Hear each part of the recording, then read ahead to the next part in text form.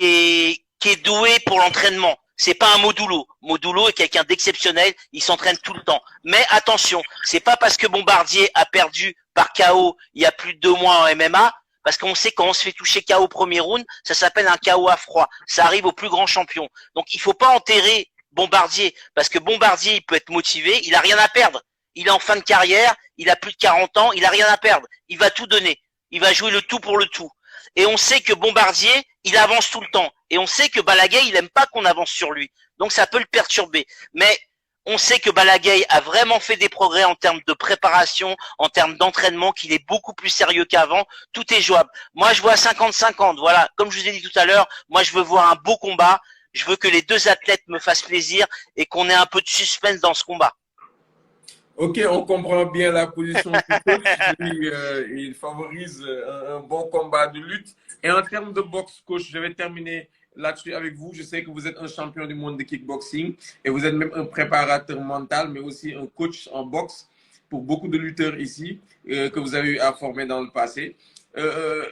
Boxe, si c'est une boxe pure et dure, ou bien si c'est une bagarre dans la lutte, dans ce combat-là, qui est le favori?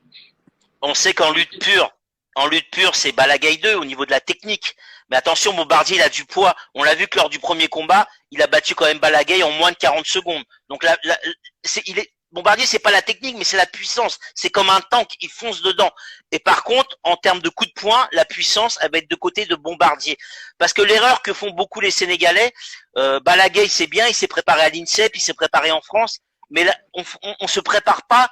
Les lutteurs, ils se préparent en boxe anglaise, mais on se prépare pas en boxe anglaise, on se prépare en boxe, en lutte avec frappe, et on se prépare sur le sable, parce que c'est pas les mêmes appuis, c'est pas la même stratégie, on doit adapter la boxe par rapport à la lutte. Et souvent, les Sénégalais font l'erreur de se préparer en boxe anglaise, mais la boxe anglaise, c'est pas la boxe avec frappe adaptée aux techniques de lutte sénégalaises. J'ai été clair? Très, très clair. C'est un plaisir, coach, de vous revoir. On vous donne rendez-vous, Inch'Allah, samedi soir ou dimanche pour débriefer, pour faire le débrief de ce grand combat entre Balagay et Bombardier. Tu leur as pas dit que demain, il y a Ibrahima Faye qui est sur ma chaîne YouTube, coach Fabrice Alouche sur YouTube, et Ibrahima, il va donner le vainqueur du combat. Demain sur ma chaîne, voilà. Que la paix soit avec vous. Diamak Salam. Donc, j'ai fait une vidéo tout à l'heure avec le coach Alouche. J'ai sorti quelques secrets et puis j'ai dit le vainqueur, le vainqueur du combat. Donc, allez vous abonner sur la page de coach Fabrice Alouche. La chaîne YouTube. C'est prononcé sur le vainqueur du combat. Allez, passez une bonne soirée. Au revoir. Donc, on enchaîne un peu avec Djibril pour faire un peu en Wolof. On enchaîne avec Djibril. Wan naa léegi vidéo Balagay 2 wan naa vidéo Bombardier ñoom ñaar naka la ñu préparé seen combat xam nga ci ñoom ñaar ci conditions yu nekkoon ñoom ñaar ñëpp France la ñu préparé seen combat. Première préparation bi Bombardier Sénégal la nekkoon mais comme dafa amoon combat MMA mu dem bu mu fa jógee mu yeggali préparation en France. Balagay tamit nekkoon France ñoom ñaar ñëpp ñu àndandoo ñibbisi ci ay période yoo xamante ne sorantewul pour terminer seen préparation fii ci Sénégal. Ci ñaari mbër yi ci ñu simmeeku ak ci ni nga leen gisee ban état de forme nga leen gisee ci seen open press. Ban état de forme nga leen gisee physiquement ñu am ak keroog ci bés ba ci ni nga leen gisee kan moom avantage physique waxuñu lutte pure waxuñu bagarre waxuñu dara mais avantage physique. Yeah, alors déjà maa ngi nuyu ñëpp di ziare ñëpp alors lu dina bref puis simple quoi pour analyser seen état physique bu ñu xoolee juste ci comme vidéo bu nga jàllal nii léegi booy xool côté esthétique da ngay gis ne Bombardier moo gën a rond moo ëpp tuuti rondeur mais ça veut rien dire bombe noonu la mës a mel rondeur boobu dafa mës a nekk si moom alors on a remarqué que ñu bëri dañ koy ne bombe tànk yi dafa gën a surtout Alain daf koy wax gis nga tànk yi nu mel tànk yi jeexal na ak lépp mais nit ki booy perte poids dafay jouer donc ni peut-être forme tànkam dañ koy gën a gis léegi parce que suuf bi dafa gën a perte gras à cause de MMA bu mu doon def mais loolu bu mu tax nga foog ne bombe jeexal na non gars yi foog ñu fàtte bàyyi wax ne bombe jeexal na peut-être doolewam nekkul à son top comme nu mu nekkee woon avant mais ça veut pas dire que jeexal na quant à Balla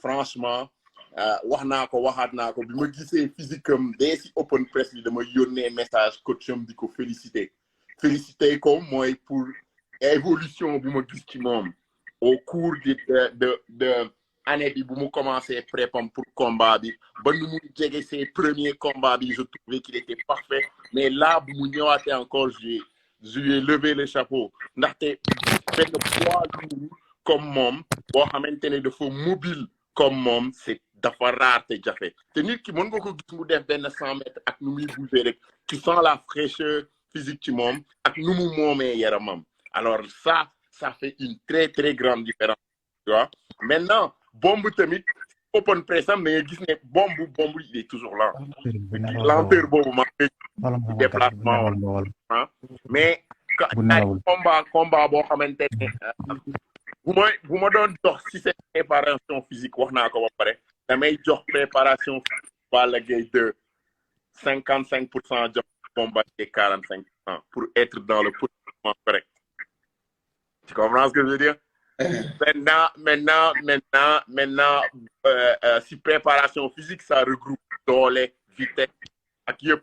Mais bu ñu demee si côté doole kese neexoon nañ si doole.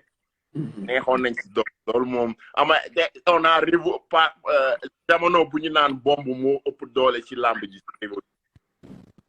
c'est révolu. C'est plus la même chose. Les générations bu bees ils sont tellement forts bro.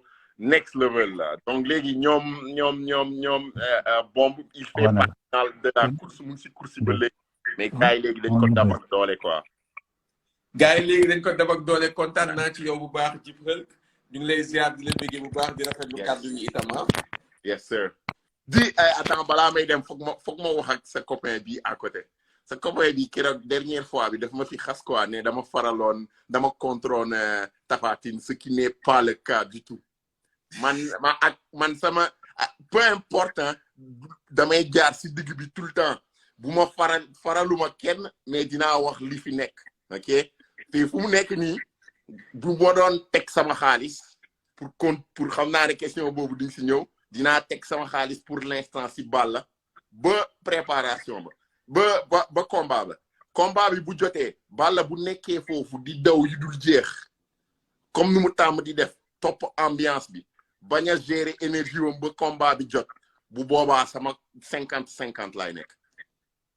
am na solo Djib Hulk merci beaucoup ku ne xam nañu fi amateur yi dañuy prononcé wu di wax lu ñu gis di wax lu ñu xalaat même man bës peut-être maa toogaay gestion live mais bu ma toogulee toogaay fii nii pour war a wax dinaa leen wax affaire yoo xamante ne du dañ mais il faut ngeen di comprendre sama position tey dama dem gis seeti ji Balla Gaye seeti ji ko këram jël ay photo këram dem seeti ji Bombardier seeti ji ko saal jël ay photo ci moom def ak ñoom shooting def ak ñoom interview ñoom ñaar ñëpp donc je suis mal placé pour ñëw di wax mënuma wax ñoom ñaar ñëpp nuyu naa leen ku ci nekk xam naa sa diisaay loxo nu mu toll ñoom ñaar ñëpp tooñante naa ak ñoom tokkaas naa leen ku ci nekk xam naa sa état de forme foo toll ñoom ñaar ñëpp gis naa leen à 100% ku ne xam naa fu mu toll mais mënumaa toog ci live bi di ko wax mais bu fekkoon tey je suis en retrait j'anime pas le live dew ma ci kër mbër yi mun naa am sañ-sañu wax li nga xamante ne moom laa gis ci ñoom donc tey ñëpp ñuy wax fii dañuy wax li nga xamante ne moom lañuy gis ci mbër yi kon kontaan nañ bu baax ci yow Djib Hulk ñu jubali ci Bamba El Capo parce que il nous reste vraiment peu de temps là temps bi jeex na damay yokk juste 2 minutes pour Bamba El Capo après ma tëj live bi bàyyi Cheikh Nassi moom muy réclamer ñu yokk temps parce que man fu mu toll il faut sama mbir yi ma koy liggéey ci temps parce que dama jëm ci événement bu mag ñu war a préparer wu war a dem nelawi ji war a toppatoo événement bi 48 heures moo ci des ñu ci fàttali yéen ñi nekk ci diaspora bi dugg leen seen affiche gaaw ngeen jënd ak seen carte bancaire parce que 9,99 € la prévente bi bu ngeen bàyyee ba suba ci guddi heure bii minuit pile suba ci guddi minuit pile heure bii day fekk vraiment ñu arrêté prévente bi maanaam vendredi ci guddi ku jëndagul dootoo jënd ak 9,99 € ndax 14,99 € lañ koy jaayee kon Sénégal yi nag mu ngi yem ci Afrique Brésil ak Argentine ñooñu ñu wax leen ko mu teel a leer mais su ma arrêté live bi léegi dinaa bàyyi live bi ak Cheikh Nassi mu démarré ko parce que gis naa Fadam 2 mu ngi ci buntu bi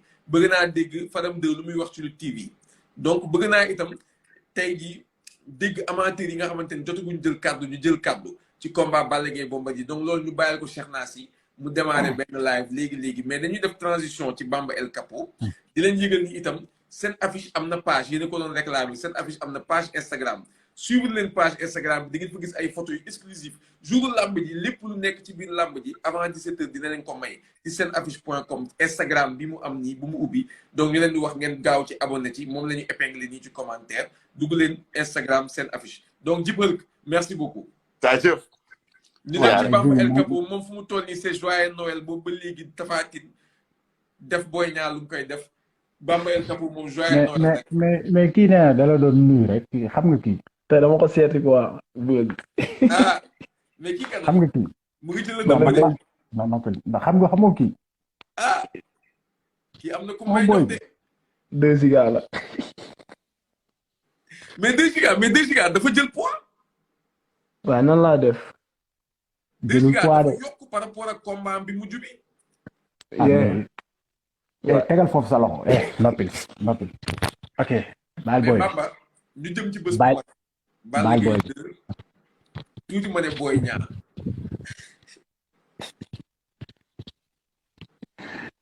waaw bés jarul présenté baal ma présenté sama bopp maa ngi jaar gars yi suivre live bi yëpp di bëggee gars yëpp bon sama nationalité nag mooy la ko meer gañ laay wax waaw lii lépp boo xam biñ ne ko Balla ak bomb bu bëggee wax que le meer gañ mu ne la ko meer gañ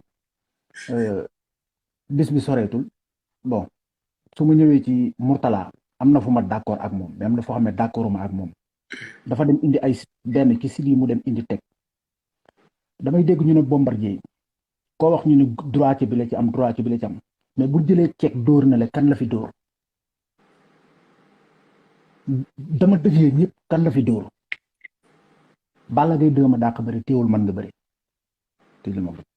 Balla Gaye 2 ma dàq bëri teewul mën nga bëri Bombardier li mu jot a am li mu jot a am ci néew agas bëri loolu lay def ci la daan Mohamed Ndao Tyson combat am ak Tapha Gueye du combat parce que bu fekkoon ne combat yi bu fekkoon ne lamb yi dañ ko généraliser par catégorie ñooy bëri Bombardier du bëri Zallo Bombardier du bëri Tapha Gueye am na ci ñeneen ñoo xam ne fekk na leen fi nag mu ñëw jaay leen doole daan leen lim jot a man ci bëri beneen bi ci njëkk mooy Bombardier am na coup boo xamante ne bi ci loxom Balla Gaye 2 am na coup ci loxom ñoom ñaar séntu naa ñuy njëkkante kenn dóor ci morom mi mu daanu wala kenn rëpp ci muy ci Balla Gaye muy ci Bombardier su ma ñëwaatee ci Mourtala dégg naa mu ne Balla Gaye 2 mën na jargandalu wër Bombardier mais Balla Gaye 2 bàyyil xel ne ca Issa Pouye la gëj a jargandalu ba léegi boobu ba léegi dafa jël poids mënatu ko beneen bi ci topp ma wax la ne la Balla Gaye 2 jamono ji moo ëpp doole moo dàq bëri te su ma yoroon lu ma mën di teg ci moom laa koy teg donte nag chinois yi ñoom xam naa seen xol day sedd ndax ñoom loolu rek la ñuy bëgg mais li ma la mën a wax mooy Bombardier li mu ci am mooy le jour ci arbitre bi soufflé mu diree ko wala mu dem dajeeg Balla Gaye 2 wàcc gardam Balla dóor ko mu wàcc wala Balla wàcc ba gardam bomb dóor ko mu wàcc mais leneen li ma la ci mën a wax mooy Balla Gaye 2 daan na Bombardier man bettu ma mais Balla Gaye 2 daan na Bombardier loolu mais Bombardier daan na Balla Gaye loolu mooy événement boo xam ne moom la ñëpp di xaar mais Balla Gaye 2 daan Bombardier moom bettu kenn Balla dàq bëri ci jamono ji li ñu wone man gis naa ne moo ëpp doole parce que nag doole du nëbbatu damay dégg ñu gars yi ci bëri dañuy xaw a ragal naan non damay bàyyi ba ñaari mbëri jàkkaarloo wala buñ ne runkum wala buñ bëree ba pare ñu soog a wax ne kii moo ëpp doole maa ngi liggéey li père Maxime Bergane di wax jarul di wax boo suñu ko nit ñi gis la gis nañ fi ay vidéo Balla Gaye yoo xam ne circulé na ba tàyyi gis nañ fi ay vidéo Bombardier yoo xam ne circulé na ba tàyyi ci jamono ji ma lay wax ne la su fekkonte ne bii dañ ko teg dans les normes Bombardier xoolal dañu rocc këyit dugal ko xam nga mais dañu rocc këyit dugal ko mais te du 45 ans la ñu wax mais depp na 45 ans kon dañu rocc ci këyit dugal ko pour mu bëri léegi nag Bombardier combat am ak Balla Gaye numéro 2 bu njëkk ba les chinois yi li ma leen di wax na ba parce que bëgg naa balaa arbitre bi soufflé CNG ay indi ay médecins ñu xool ndax wér na wala wér. micro bi. bëgg naa balaa arbitre soufflé CNG ñu xool ndax wér na wala wérul te gëm naa ne Balla Gaye 2 wér na li ma bëgg a wax foofu mooy lu mën di xew bu fi nit taxaw ne dama feebar wala nang parce que ñaari wér di ñoom bii yaa koy teg sa bopp Balla Gaye moo demoon jël ay affaire am yu kenn xamul ñëw ñu ne dafa feebar d'accord nañ ci parce que Balla Gaye 2 comme ko gisoon xam ne ni kii wérul Balla Gaye 2 bii ñu gis bërki démb Bombardier mu ñëw ànd ak ay mbokkam non arbitre soufflé mu massacré Bombardier laay xaar ci moom quoi te du civilé nag mu arbitre soufflé mu ñëw massacré ko ba pare bàyyi ko Eumeu Sène ne ko xoolal noo def ak moom est-ce que kon dina bëri combat am ak Eumeu Sène bés Balla ndaanaan la mais nag loolu pour mu am dafay fekk mu respecté Bombardier ba pare nang koo dékku nangoo taxaw xaar ko parce que nag Bombardier bëri première bëri bi bu ci paree jeex na de parce que kuum boobu ñuy wax nee naa la boo génnee ceeg teg na le bi mu dajee ak Tapha Tine bon ñaar ñu doon dóorante la à part ça gis nga ko digganteem ak Modou Lo am na sañ-sañu dékku ko mais doole ja néew fa moo ko Eumeu Sène donte lancé na coup mais Eumeu Sène dafa rocceeku génn bàyyi ko mu demal boppam te Balla Gaye de nag nit musu koo duma ci làmb ji suma juumul Balla Gaye nit musu koo duma ci làmb pour duma ko ci làmb ñaar du yomb parce que combat bi ñaar moo mën a nekk bomb dina ma duma ma daan ko wala mu duma bomb daan ko li may xaar nag Balla Gaye duma bomb daan ko te mën na nekk. jërëjëf Bamba El Capo bu Tapha Tine mais nag bu sin waa mais jërëjëf bës bu sin waaye yaakaar nag damaa far ci yéen la ko meer gañ sama yoon newu ci. kër aale. non taxawal bës du noonu kër aale bokku ci taxawal rek defal nii kër gu mag. bës mbaat da nga faa bëgg a dem bës.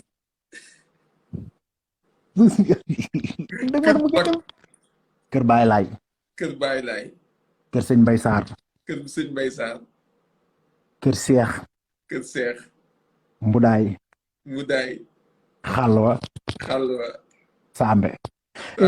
et puis am na ay taxawal nag ma leeral ñu seetal suñu bopp ñun Bawol yi bon bombu taxaw na ne man Bawol la ñu ci bëri gars yi ci bëri ñu ngi ciy def ay démentir Bawol wala du Bawol ci benn côté bi Bawol la pour muy leer mais taxul ñu jàppale ko nag dañoo maandu am na benn dëkk bu ñu naan Tuube Jéey ay mbokk ma ngi foofu am na beneen dëkk bu ñu naan Sambe mi ngi nekk ci côté Kaba Tapha Tine fi mu ne nii waa Kaba buñ baare woon foofu ne Tapha Tine doo dafi jaar Tapha Tine du dem seen dëkk parce que yoon boobu la mën a jaar pour dem Réfane am na benn dëkk bu ñu naan Ndëdeen googu ñu sant ja rek ñoo fa nekk ñoom Maas ja ñoom Youssou ja ñoom Alla ja ñooñu ay mbokkam lañ man fekk naa ko fa tour de famille mu ñëw fa wallahi lazim mais nag du tax ñu nit dañoo maandu suñu yoon nekku ci mais li ci ëpp solo mooy xam naa ne revanche bi du ko bëgg waaw mais ñun moom ñu ngi toog di xaar en tout cas daal yàlla ñu yàlla may kàtt nag ñu fekke ko te tal ko mais Balla Gaye 2 du mën a Bombardier daan na ko man Ahmadou day bettu ma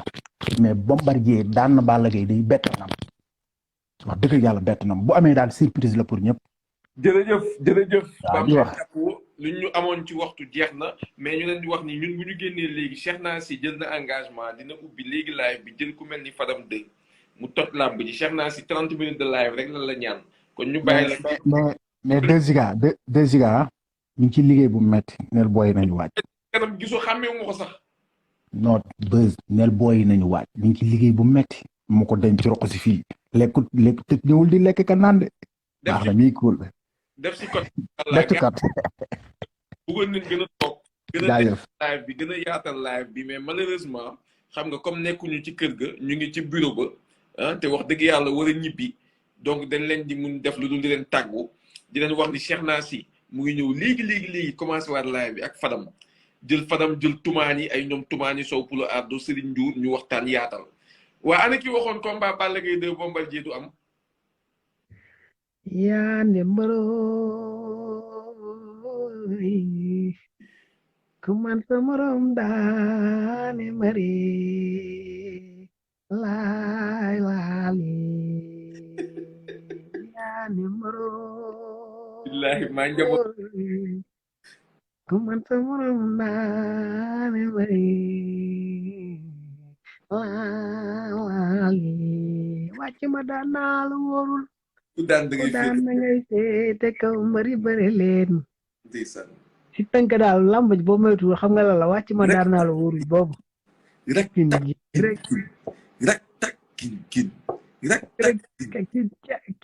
des fois day ko duusal day duus rek kin yaa numéro kin man sama ram naa bëri Tiis Lito fu jënde yi toll ci combat bi ci ni nga gisee ñaari mbir yi fan la jënde yi féete. Buzz yàlla dafa bind lu ñuy wax sayaatiin mooy saytaane am lu ñuy wax annaas mooy nit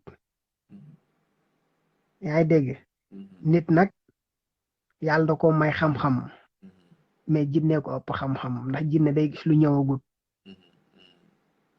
combat bi gars yi jël yëpp jox ko Balla Gaye 2 gars yi ji ngi wax lu ne ci Balla Gaye 2 waaye bu ngeen fàtte ne keroog ba Bécaye Mbaye naan Sitor Ndour ay arbitre xawma làmba ji le 8 2014 Balla Gaye am na mystique de waaye doomu Mbuur bi kenn ëpp ko mystique gars yi daal nu bàyyi xel loolu te xam ne Buzz yàlla baax na. Alaaji Buzz. Buzz. sama yaram dafa xaw a tàng. ma ubbiwaat Buzz maa ngi lay nuyu. li ma ci metti maa ngi bureau dama xaw a mais dama fi am ay bomb bàyyi woon mais leer na ma bonbon leer na ma yàlla ni bonbon yooyu bonbon yi ma fi bàyyi. non mais Buzz sekk lekk na ko. Buzz laa bi waroo ko dagg xam nga lu tax gars yëpp a ngi ne tekki déglu ba pare dafa am ay ndaanaan yoo xam ne ñu mel ni ñoo genre fadam yi gars dañ leen di xaar. non dama xiif dama bëgg a ñibbi dem lekk ji. mais problème mooy bureau dama fi bàyyi boo gisee commentaire yi gars yaa ngi bind fadam. mais ak ñeneen. lekk yi ma fi bàyyi man problème mooy maa ngi ubbi sama tiroir leer na ma ni Lamine Seck lekk na li ma fi bàyyi. loo teg mu lekk ko loo teg mu lekk ko ku ko bëgg a liggéey da nga koo liggéey ci lekk loo teg mu lekk ko vraiment. doy na waar Tiis Lito. waaw Buzz. da nga doon wax ni combat bi du am da nga xalaatoon benn ci ñaari mbër yi yàq combat bi ndax mystique wala da nga gisoon lenn lu ñu gisul ñun ak été est-ce que mën nga ñu confirmer ni fu mu toll ni combat bi gëm nga ni dina am. man de tant que kañ la samedi la premier. tant que jeexut bañ xëy dimanche. duma gëm ne làmba ji day am. waaye nag keroog duggoon na xam naa li ma wax dana la jaaxal waaye keroog duggoon naa ci benn laaj am ku ma ko laaj defe naa si Serigne Ndiour mu ne lan moo tax nga wax ne làmba ju du am ma ne leen jamono ju ne dangay xool ci lay xew nga di ko wax dañoo nekk ci moment bu doy waar boo xam ne lépp mën nañ ko annuler lépp loo xalaat ci àdduna muy événement mën nañ ko annuler làmbaa ci gën a ndaw dañoo nekk ci jamonoy confinement ay dëkk yu bari ñuy tëj ay troisième vague ngay dégg ak yu kenn xamul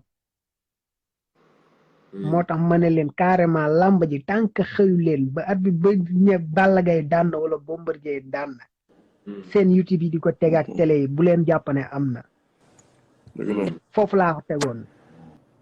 kon tax dañ ci yow Tiis Lito am na solo kon dalal nga suñu xel comme foofu rek nga ko tegoon comme yow yaay borom jinne yi boo ñëwee waaw rek dañuy xaw a tiit mais comme yàlla dogal na làmb ji 48 heures rek a ci des fii ak 48 heures dina fekk làmb ji jeex kon ñun am nañu toll ni confinement jërëjëf Tiis Lito ba tey mën naa yàqu ndax làmb jinne la de lu leer laa lay wax Buzz Tiis Lito day teg xel rek day teg xel naa ay jinne sama waa jaa ngi yow yow suñu laaj bi yomb suñu laaj ba naan ay jinne sa Modou Lo Ama Baldé nerveux ay jinne amu ci làmb ji day am ci kàttanu yàlla maa la ko wax la ilaha illallah gis nga làmb mënoo ci génne jinne xam nga lu tax waaw dama la ko tënkal léegi nee naa la xam nga waxoon naa ko benn jour ma ne leen jinne mënoo ko génne ci làmb na jinne ak nit kenn mënta dem bàyyi sa moroom mais yow ba tey waxoon ñu ndax mës nga gis jinne wala gisoo jinne mais bien sûr ñu dañuy gis ay jinne saa su ne foo koy gisee yow yow melokaan bi lan la jinne lan la falaay xama defar waat defaru jinne nekkul lu yow jinne nekkul lu wa da nga war a taal say lamp gars yi di la gis xam kuy wax ah yow bañ nga ba ne borom jinne yi kañ bàyyi nii rek jinne neexul gis neexul gis nag mais warul nekk lu yéem warul nekk lu yéem doomu aadama waaw ndax doomu aadama sax jinne da koo ragal fof ba pare jinne dafa yéemu ci doomu aadama lenn rek lañu yàlla séparé mooy moom day xam lu xewagut lii xew suba da koy xam te ñun duñ ko xam waaye nag lu ko romb passé na ko fàtte na ko mais yow Tiis Lito ci ni ma la déggee jinne yi ci kan moo gën a jekk ci làmb ji yow mi xam làmb yàgg topp ay bagage mbër kan moo gën a jekk ci làmb ji ba Sénégal dinaa la wax benn affaire mara yu bare dañuy ànd ak ay jinne mooy waral gis nga dóor mu daanu Balla Gaye bi dañ koo gis mara yi ko gis dafa bëri torop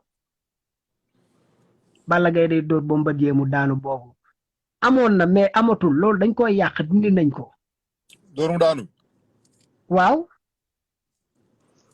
dóor mu daanu Balla Gaye dafa waroon a dóor Bombardier mu daanu so bañ annulé combat bu njëkk ba la nag lu leer nañ laa lay wax mais bii maaraay dañ ko gisoon dóor mu daanu boobu moom lañ toj moom moo demoon ci MMA ba loolu dafa waroon a dal Bombardier par force la waroon doon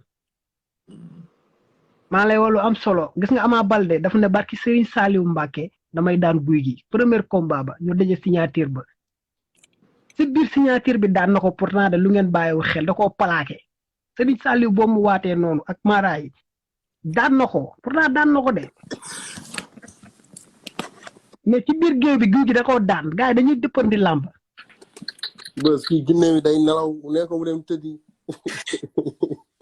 sa waay gis nga dóor mu daanu tottal nañ ko ca Pologne dóor mu daanu bi tottal nañ ko ba pare waaw bës na rek laa la mënoon nga dégg ko mooy da ngay seetaan match Sénégal nga di ko seetaanee RTS ma koy seetaanee RTS bal bi dugg ci télé bi nga koy seetaanee lu yàgg nga yuuxu bal bi di soog a ñëw ci man télé ma koy seetaanee te pourtant même match bi la ñuy seetaanandoo am na wala amul. loolu affaire jinne de. waaw moom laa lay wax déglu rek dama la bëgg a jox misaal bu ndaw dama ne la jinne ak ñun noonu lañ rawantee. ok léegi Tiis ñoom ñooñu raw mais du lu yéem jinne yi ñooñu raw ay heure rek. non Tiis yow comme ni États-Unis rawee Sénégal ay heure. Tiis dama lay bëgg a dugal ci làmb parce que tamit làmb dafa ay réalité des fois dañuy bëgg a dégg say réalité. bës làmb amul ay réalité leneen lu dul réalité gàllaaj kese la gàllaaj mystique kese la làmb.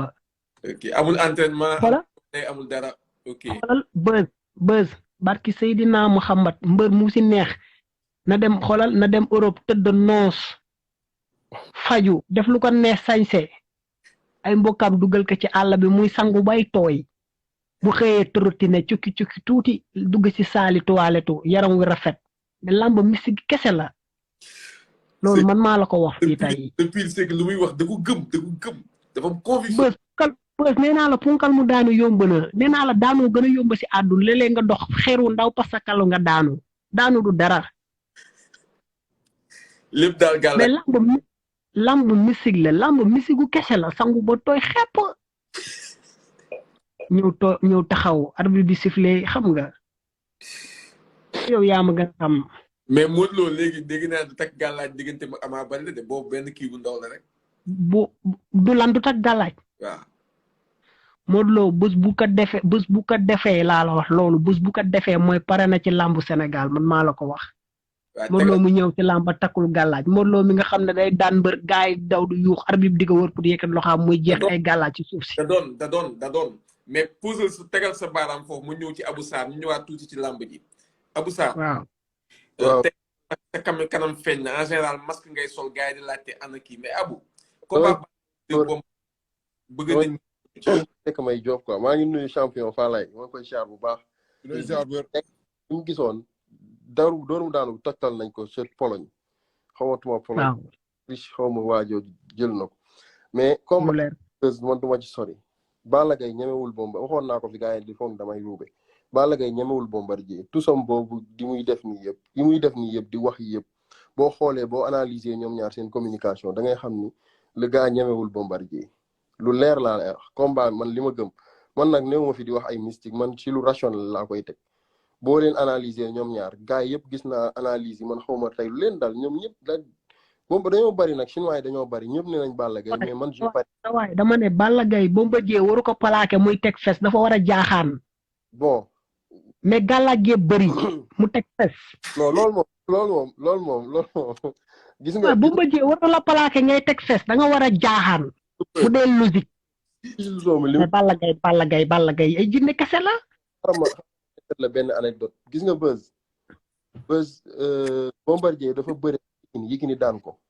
ma toog Mbour di déglu Rendo FM ñu invité fa Bombardier benn waay woote ci rajo bi ni ko Bombardier li nga indi mystique contre Yékini bu ko ëndi xajul ci mbër yi Bombardier ni ko noppil waa ji di wax ñu mystique combat boobu Bombardier laa faral ma jàpp koof yuuxu ci néeg bi foofu maa ngi déglu Bombardier mu naan ko séeréer yi affaire di wax waa ji di wax ci Bombardier ni ko sa waay bul yàq noppil gis nga Bombardier bi mu amee Tapha Tine da koo dóor ba muy xool benn place gis nga làmb yooyu la ñuy gëmloo nit ñi foog ni mystique kese du làmb attention Bombardier contre Tapha Tine mystique bu wóor la indi affaire yi bu fekkee gars yi kër goo dugg xam nañ ko ñi seq làmb kër goo dugg suba ñu xam ni fi nga duggoon ñu dem fa boo amee xaalis gars yi ñoo la ëpp xaalis foofu làmb du mystique kese des fois dañ ciy génne gaam defoon nañ ci man ci lu leer laa ko teg Bombardier il va avancer vers Balla song ko comme d'habitude soq suuf song ko Bombardier defal ko ba dóor ko mu daanu man loolu laa gëm dóor mu daanu laa gëm yeneen gars yi buñu génnee man daal en tout cas Balla du am victoire ci Bombardier parce que Balla li muy def ci yeneen gars yi la ñemewul ci Bombardier en fait il n'ose pas affronter le gars boo xoolee Balla Bombardier moo ko song moo ko dóor Balla bi muy mbéb di ñëw jëla ko Bombardier intercepté Balla Gaye du xaar bokkul sax yi muy def gars yi du ko def Bombardier am mbër balaa nga koo ñeme dëgg li tax mu kële dafa ñeme Modou Lo ñeme yeneen mbëri mais dafa manqué kii Bombardier boo xoolee tuusam bi ni muy kiyee yëpp nga xam ni ñeme sama waa ji ma toogal nag mënta dégg li may wax ndax fan si Balla la bu yàgg dafa bàyyi. gis nga jàmbaar. jàmbaar dinaa la wax benn affaire tey nga xam ko. mbëri bu ñu sañoon. ah. waaw du ñu ñëw sax ci stade bi ay 17h ak ay yoo xam nga heure dañuy ñëw ci stade bi ci suba gi la ñuy ñëw pour mën a def seeni gàllaaj yi li ñuy bàyyi sax moo ëpp li ñuy indi ci stade bi ndax ñoom ñoo la gën a xam ne làmb ji ne kese la il faut nga mën a sangu ba tooy mën a takku ba dëgër pour mën a waaye yow sa waay làmb la ñuy wax làmb du sport man maa ko wax te chaque jour dama koy wax làmb du sport. Parce que sport c'est de l'intelligence en mouvement.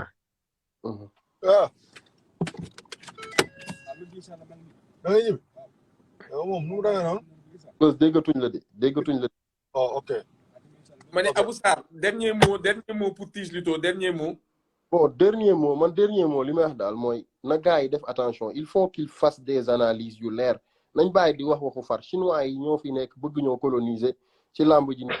man dama bëgg ñu daan Balla Gaye Boy Niang te waxoon naa la ko Beuz li tax mu am solo li tax làmb soxla Balla Gaye daanu mooy Boy Niang dañ ko bëgg a néewal doole foog mu ñëwaat affaire yi équilibré tuuti Bombardier dem bëreeg Eumeu Sène croisement am Modou Lo daan Ama Baldé jël bu rëy affaire yi neexaat xam nga làmb neexaat dundaat affaire yi maa ngi jënd sama seen affiche nag léegi incha allah làmb ji moom ren bii dama ko bëgg a profité ak sama parce que ay fans Balla yu mag laa toogal bari wax.